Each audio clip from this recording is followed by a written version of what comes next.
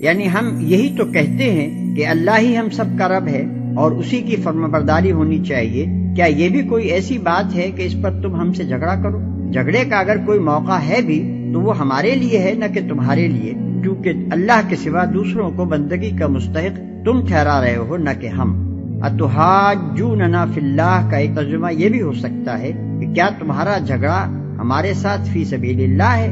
اس صورت میں مطلب یہ ہوگا کہ اگر واقعی تمہارا یہ جھگڑا نفسانی نہیں ہے بلکہ خدا واسطے کا ہے تو یہ بڑی آسانی سے طے ہو سکتا ہے، یعنی تم اپنے اعمال کے ذمہ دار ہو اور ہم اپنے اعمال کے۔ تم نے اگر اپنی بندگی کو تقسیم کر رکھا ہے اور اللہ کے ساتھ دوسروں کو بھی خدائی میں شریک ٹھہرا کر ان کی پرستش اور اطاعت بجا لاتے ہو تو تمہیں ایسا کرنے کا اختیار ہے، اس کا انجام خود دیکھ لو گے۔